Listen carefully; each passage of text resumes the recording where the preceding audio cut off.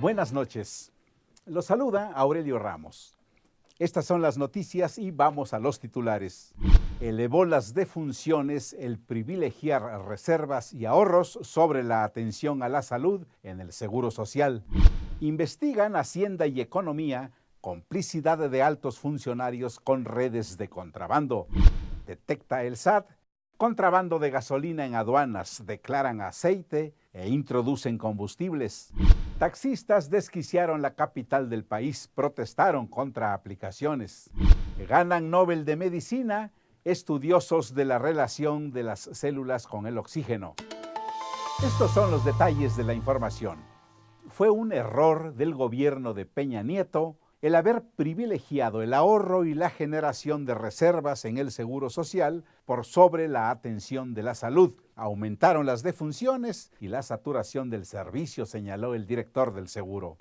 Privilegiar el ahorro y la construcción de reservas sobre la salud y atención a millones de mexicanos fue un error y ello derivó en aumento de defunciones, carencia de personal médico y saturación de los servicios en detrimento de los servicios en el IMSS, reconoció el director de este organismo, Zoé Robledo. El porcentaje de defunciones, dijo, es una cifra muy grave, pues por cada 100 egresos hospitalarios, los decesos pasaron de 3% a 4% y la ocupación hospitalaria subió de 85 al 95%. Al comparecer ante comisiones, el director del IMSS reconoció que las medidas que se tomaron en administraciones pasadas para sanear las finanzas de esta institución impactó en la salud de la población. La salud financiera, dijo, empezaba a ser a costa de la salud de los derechohabientes. No obstante, Robledo también admitió que en este gobierno se generó un subejercicio en el gasto en materia de salud en los primeros meses de este año, pero aseguró que ya se detuvo, aunque aún existe un subejercicio de 27,000 millones de pesos en el IMSS. Detalló que en el primer trimestre del año se registró un subejercicio de 20,000 millones de pesos, en el segundo ascendió a 27,000 millones de pesos y se hubiera llegado a 31,000 millones de pesos en este tercer trimestre, pero se logró frenar y ahora está por debajo de los 27,000 millones de pesos. Robledo acusó que la infraestructura médica es insuficiente y no se explota en todo su potencial por falta de personal. En ese sentido, aseveró que la contratación de médicos y enfermeras en el IMSS se cayó de manera gradual en las pasadas administraciones, lo que generó un impacto en el servicio de salud a los derechohabientes. Por ello, aseguró que el próximo año se contratará a casi 7,000 médicos y enfermeras para cubrir este déficit de personal médico. Cuestionado sobre la falta de médicos y enfermeras en diversos estados, Zoé Robledo reconoció que en diversas entidades con altos índices de violencia no ha sido fácil completar la plantilla de personal, ya que a pesar de ofrecerles un salario mayor a la media nacional, rechazan su traslado al considerar las desventajas por la violencia. Para Crónica TV, Alejandro Páez.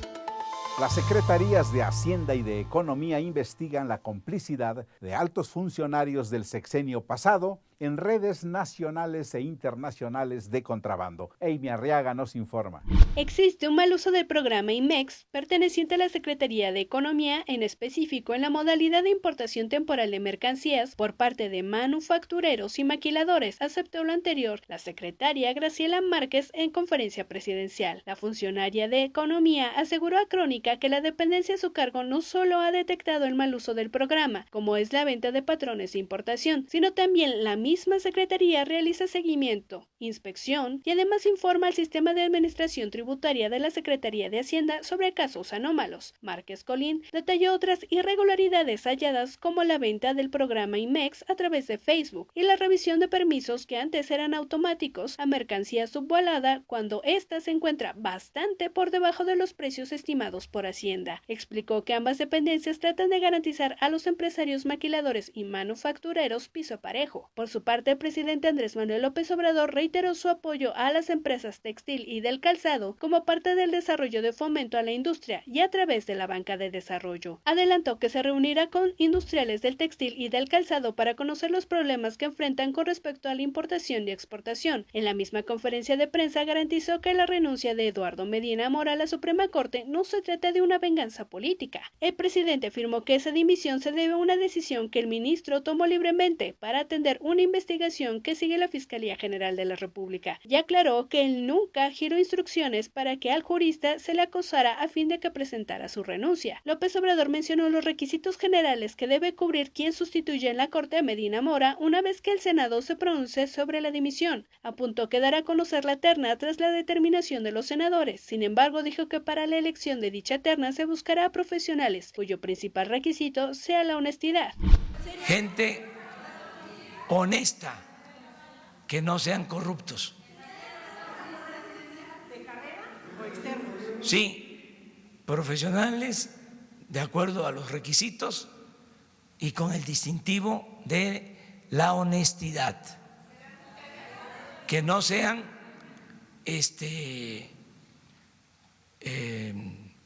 mercaderes, que no sean traficantes de influencia, que sean gentes honestas. Para Crónica TV, Amy Arriaga. El SAT detectó contrabando de combustibles en las aduanas. Precisó que se declara la introducción al país supuestamente de aceite, cuando en realidad se trata de algún hidrocarburo, en especial gasolina. Así lo dijo el titular de aduanas, Ricardo Agüed. Se abstuvo de revelar los nombres de las empresas relacionadas con esta práctica, pero aseguró que se constituye claramente el delito de lavado de dinero.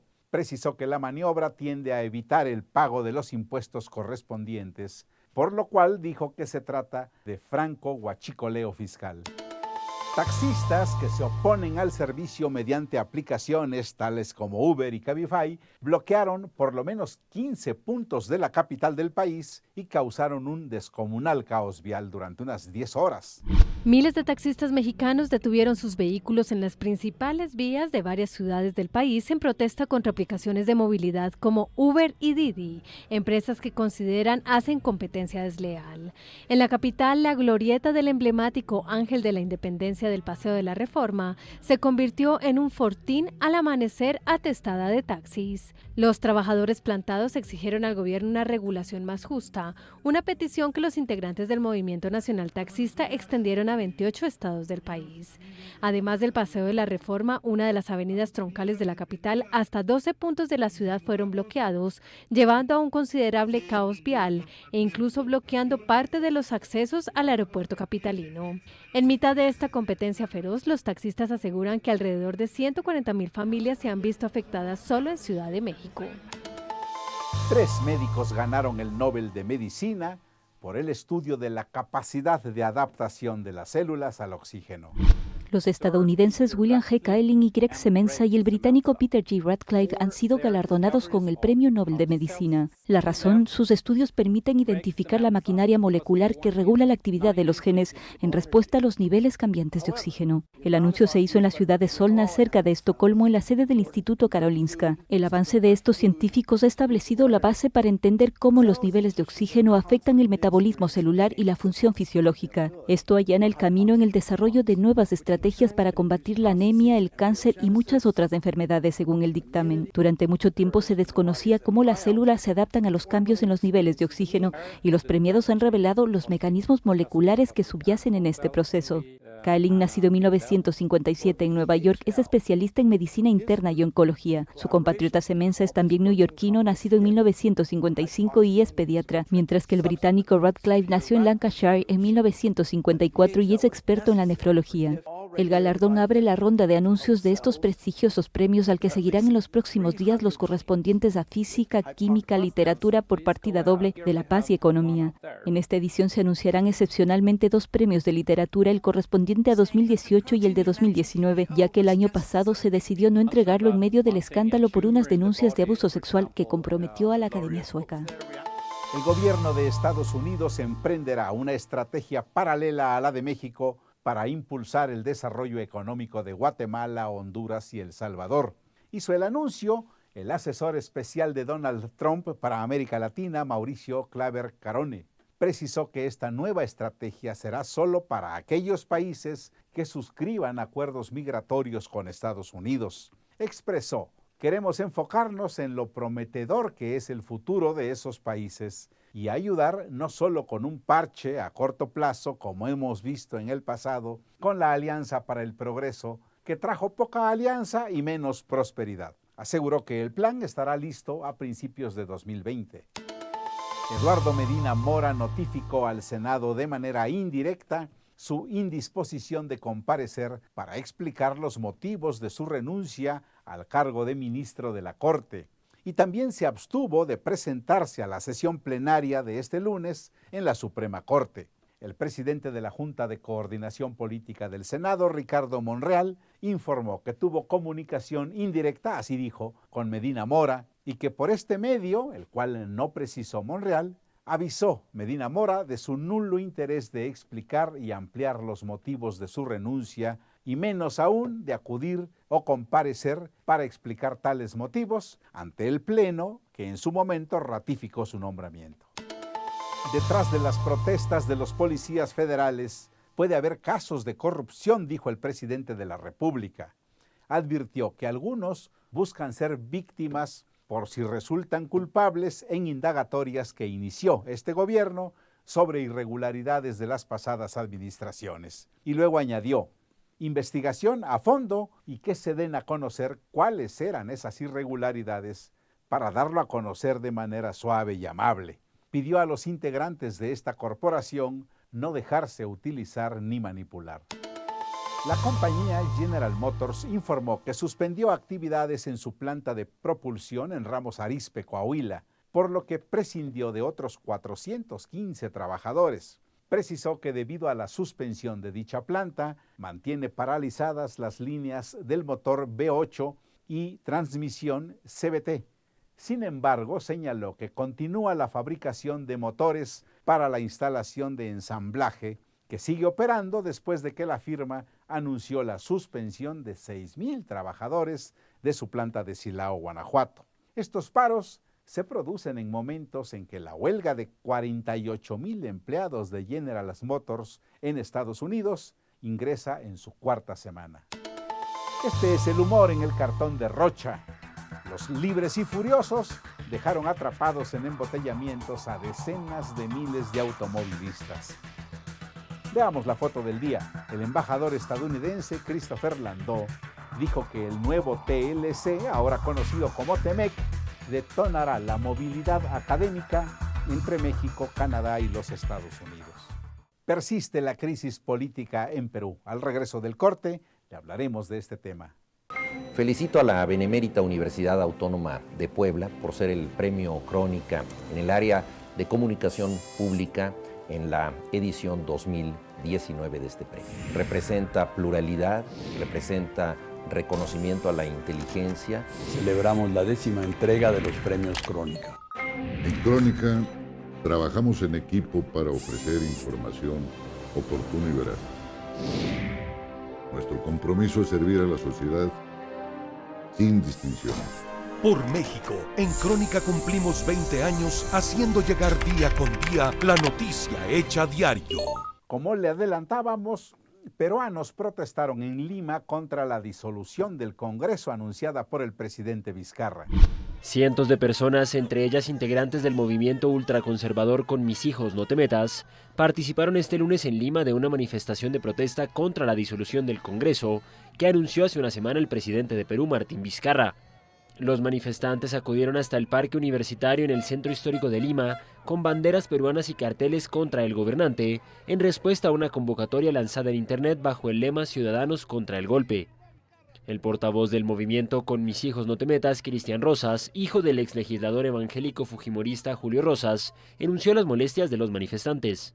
Protestamos contra la medida dictatorial del presidente que ha pretendido dictarle al Congreso cuándo votar, cómo votar respecto a los magistrados del Tribunal Constitucional, una facultad que le es exclusiva al Congreso de la República, y ha presentado un proyecto de ley pretendiendo introducir a las ONGs que no pagan impuestos, que ningún peruano ha elegido y que no rinden cuentas a los peruanos para que formen parte del nombramiento de nuestros magistrados para el Tribunal Constitucional. El programa Cuarto Poder de la cadena local América Televisión reveló este domingo que el excongresista fujimorista Héctor Becerril, quien forma parte de la comisión permanente, hizo coordinaciones para esta manifestación en un chat de internet en el que pedía a los legisladores que sus empleados y asistentes acudieran a la marcha con sus familias. El exlegislador reconoció al programa que el chat era real, pero negó que haya presionado a trabajadores del legislativo para que asistieran a la marcha. Brasil busca frenar el crimen en las favelas mediante dos métodos, libros o armas. Larisa de las favelas de Recife podría haber sido protagonista de la misma muerte trágica de Ágata, la niña de 8 años que falleció en Río de Janeiro hace 2 semanas por una bala perdida durante una operación policial. La diferencia es cómo la ciudad afronta la violencia. Recife, en el noreste brasileño, fue a comienzos de este siglo la capital más violenta del país, con una tasa de 70 homicidios por cada 100.000 habitantes, pero decidió adoptar el modelo de paz y convivencia de las barriadas de Medellín en Colombia, y en los últimos años ha logrado reducir esos números por la mitad. El secretario de Seguridad Urbana de Recife, Murilo Cavalcanti, viajó a la ciudad colombiana hace 6 años y vio el cambio extraordinario luego de ser la ciudad más violenta del mundo. En Río de Janeiro, con una política de seguridad represiva, la reducción de homicidios en lo que va de este año llegó al 21,5% de los 8 primeros meses, comparados al mismo periodo de 2018, pero con un peaje alto. El número de civiles muertos en operativos policiales se elevó a un 16,2% en el mismo comparativo. Las favelas de Recife cuentan otro tipo de historias, desde que las fábricas de ciudadanía, recientemente considerado por Oxfam Brasil como el mejor programa de reducción de desigualdad del país, fue implementado en los Compás, los modernos centros comunitarios que reúnen asistencia social, bibliotecas, deporte y cultura. Larisa Araujo, de 11 años, es una niña con un entorno muy parecido al de Ágata en Río de Janeiro, pero la llegada en 2016 del primer Compás de Recife le ha permitido incorporar el ballet y otros valores a su infancia. Alto de Santa Teresina, que era uno de los barrios más violentos de Recife y una conocida guarida de ladrones de bancos de todo el noreste, no registró ningún homicidio durante 2018 y en lo que va de este año. Los Compás acogen en Alto de Santa Teresina a 14.235 personas y desde el 2017 en la segunda unidad del barrio Cordero a otras 19.057 personas. Comenzó en Hong Kong el juicio contra 2 personas detenidas bajo la ley antimáscara, que entró en vigor el sábado. La justicia de Hong Kong ha iniciado el proceso contra un universitario de 18 años y una mujer de 38 por violar la controvertida ley antimáscara, que entró en vigor el pasado sábado. Fue precisamente en la madrugada de ese día cuando los 2 primeros acusados por no acatar esa norma fueron detenidos. Además, fueron acusados de reunión ilegal, aunque han sido puestos en libertad bajo fianza a la espera de la próxima vista del juicio prevista para el próximo 18 de noviembre para afrontar unos cargos que podrían acarrearles penas de hasta 1 año de cárcel en el primer caso y hasta 5 en el segundo. Por el momento, los acusados tendrán que cumplir una orden de confinamiento y no podrán salir de territorio hongkonés. La ley, que busca facilitar a la policía la identificación de los manifestantes, no ha tenido por el momento el efecto deseado y este fin de semana se han repetido enfrentamientos entre sectores radicales y los agentes. De hecho, este lunes se produjeron de nuevo encontronazos con la policía, que disparó gases lacrimógenos y llevó a cabo detenciones entre los manifestantes. Las protestas, que se convirtieron en masivas en junio a raíz de una polémica propuesta de ley de extradición, han mutado hasta convertirse en un movimiento que busca una mejora de los mecanismos democráticos que rigen Hong Kong y una oposición al autoritarismo de Pekín. Vicente Fernández regresó a los escenarios, dio concierto gratuito en Guadalajara. El cantante de música mexicana Vicente Fernández volvió por unas horas a los escenarios este domingo al ofrecer un concierto gratuito en agradecimiento al homenaje que le rindieron en su natal Jalisco. A sus 79 años, es uno de los intérpretes más populares de México, y a pesar de estar alejado de la música, deleitó con su voz a 65,000 admiradores que abarrotaron la explanada del Instituto Cabañas. Vestido con un traje de charro y acompañado de 5 mariachis, Vicente Fernández reapareció 3 años después de un retiro voluntario. Unas horas antes, el llamado Charro de Huentitán fue homenajeado con la develación de una estatua con su figura que estará en la histórica Plaza de los Mariachis. La estatua fue realizada en bronce y muestra a Fernández vestido de charro y montando un caballo, una escena recurrente en sus películas. Llegamos al final. Gracias, síganos en nuestras redes sociales y en nuestra página www.cronica.com.mx. Un saludo a quienes nos escriben a nuestras distintas plataformas. Hasta mañana a las 21:30. Soy Aurelio Ramos. Muy buenas noches.